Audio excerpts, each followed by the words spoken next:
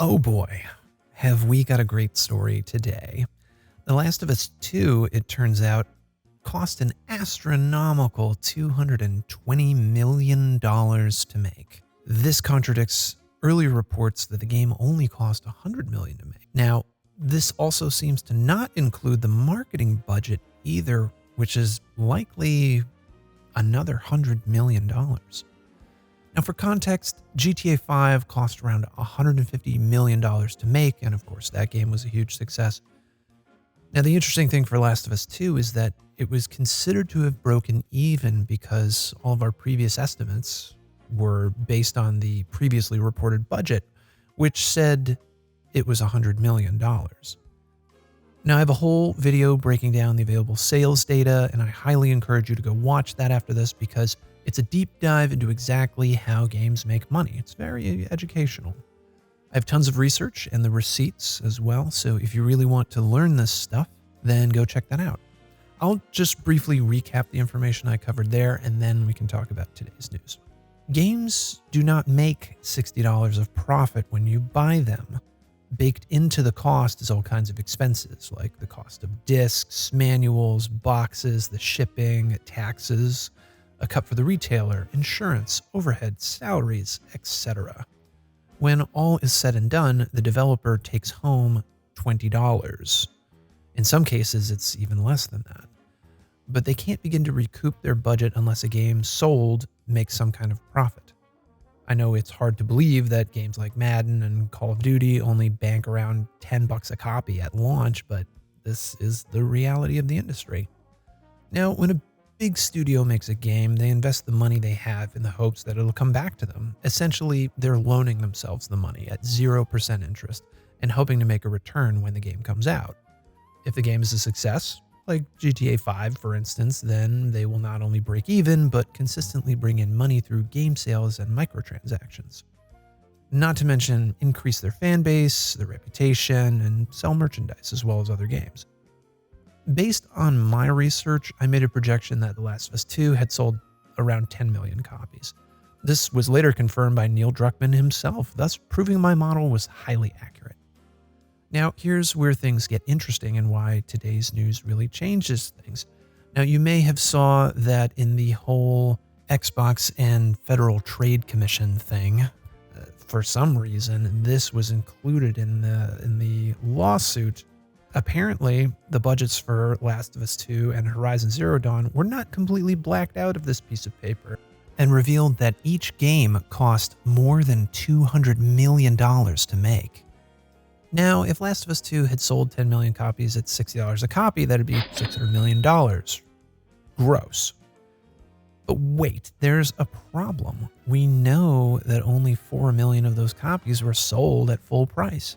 The other 6 million copies were sold at steep discounts. We're talking bargain bin prices of $20, even $10.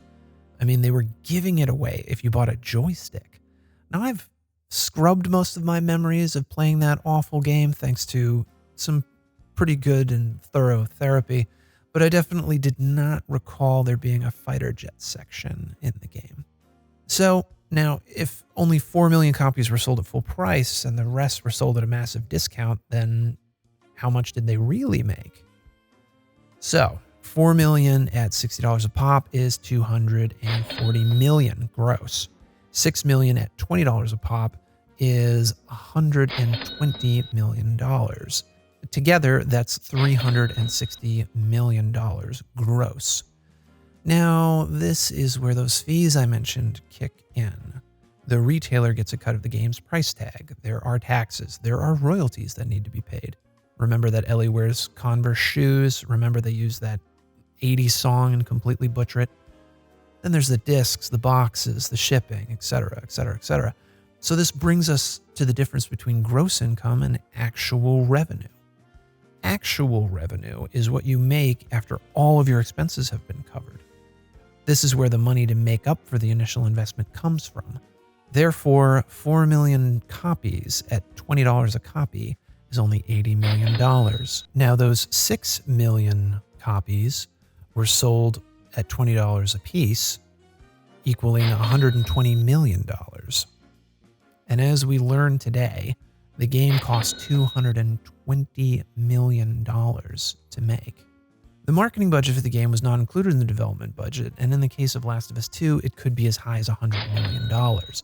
This means in this scenario, Sony had to eat a $120 million loss. But let's say it was even half that budget. Okay, fine, then you just lost $70 million. This is where I need to explain two other concepts. One is called a variable. A variable is an object with a changing property. In this case, the variable is what price those 6 million copies were sold for. It could be $10, it could be $20, it could be $30, we don't really know. But the good thing is, now that we know the budget, we don't need to speculate. It's a mathematical certainty at this point that the game was a loss, and a big one at that. Let's go back to the numbers quickly. They made $80 million with their 4 million copies sold at launch at full price. The total budget, including advertising, was $320 million. 320 million minus 80 is 240 million. Okay, 240 million. We have 6 million copies left to account for that we know were not sold at full price. What would Naughty Dog need to make per copy to close the $240 million gap remaining to recoup the budget? They would need to sell each one of those 6 million copies for a profit of $40 in order to break even. Forget about making a profit. The problem is the game was on sale for $20 11 months after its release. Any retail copies left floating around out there were being let go for nothing. Retailers needed to clear unwanted stock and take a loss so that they can spare up room on the shelves for products that will actually sell. This is called stock risk. So, as you can see, it's literally impossible for them to have sold enough copies at a high enough price to even recoup their budget. Failing to meet this threshold automatically means a loss. Unless a game does solid enough at launch to recoup its budget, it is in huge trouble. This introduces our next concept, operating at a loss. Operating at a loss is when a business is in the unenviable position of having to sell their product at a loss in order to mitigate just how much money they end up losing. I could use a well-known beer brand as an example, but this video is controversial enough already, so let's say, for instance, you sell shoes. You have this great new shoe design and things are going well, but then suddenly competition appears from overseas where labor is cheaper. They've copied your design and flooded the market with cheap knockoffs. There's no way you can compete, and so you have to slash your prices, downsize your business, or sell your entire operation to the competition.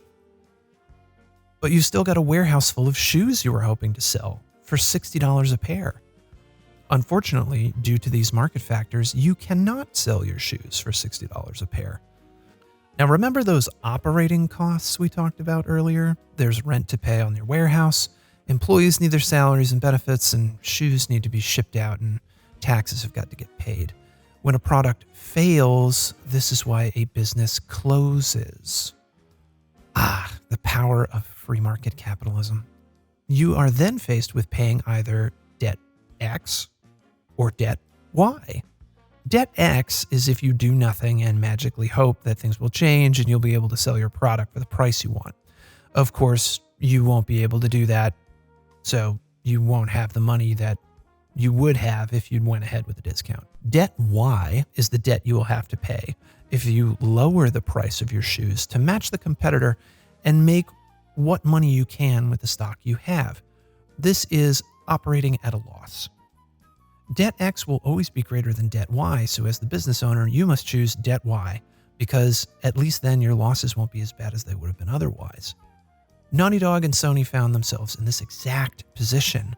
They had a product they couldn't sell at $60 a copy, and so they had to sell it for much less in hopes that they could get back some of the money they'd initially invested and mitigate their losses.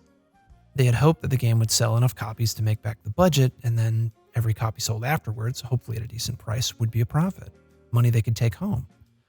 Just look at games like Elden Ring or literally any Nintendo game or Call of Duty. These games have very solid price points because the developer knows they can demand such a price because they have a, wait for it, quality product to sell. So therefore, you see, it is mathematically impossible for Naughty Dog to have sold every single one of those 6 million copies at a price point that would have made them $40 per copy, the $40 per copy they desperately needed. That would have filled the massive $240 million shortfall. A full price game only makes them $20. Therefore, every discounted copy gets lost in covering their expenses. They're mitigating their losses. Now, there's also the possibility that they are lying about how many copies were actually sold and are instead fudging the numbers to cover up for what has been a humiliating and brand-damaging ordeal. It could very well be that 10 million players have played the game, but that doesn't necessarily mean they paid for it, and certainly not full price. It could be someone playing it on another account, someone who bought a used copy or borrowed it from a friend. These are more variables that make it even less likely that the game recouped its massive budget. So, there you have it. There is no way on Earth that within the 6 million copies sold after launch for there to be $240 million made in order to recoup what Sony invested. This is a massive loss. Whether it's the worst case scenario where they lost $120 million or the best case where advertising was included in the budget and so they only lost $20 million, that's still terrible. That's still a loss. You didn't make your budget back and you lost money that you were hoping to make back on your investment. And if you're saying, well, they could have sold even more copies since then, it's like, come on, man, I doubt it. You know, it's really funny to watch you stans do the mental gymnastics floor show. It really is a sight to behold, but there's just, you can't overcome this. I'm sorry to tell you. I really am. My heart goes out to you. You would need to sell millions more to make up for the losses, and Naughty Dog's silence since revealing how many copies they've sold has been deafening.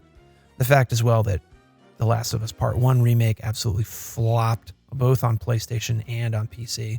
The fact that Factions 2 has been indefinitely put on hold. It's not a great sign. It's a very bad sign. Since I seem to have so much luck making predictions, I now predict that there will never be a Part 3. It's never going to happen at this point. It will never get greenlighted.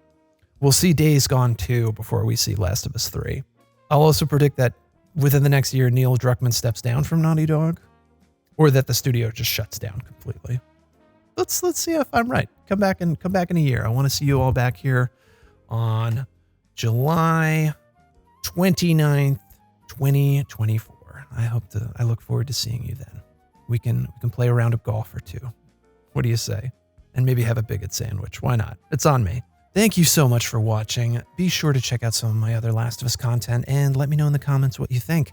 I love watching you stands do mental gymnastics, so that the floor is all yours. Let's see some handsprings and backflips, guys. Chop chop. Be sure to like and subscribe as well, as this will encourage me to make more videos. Now, until next time, game on.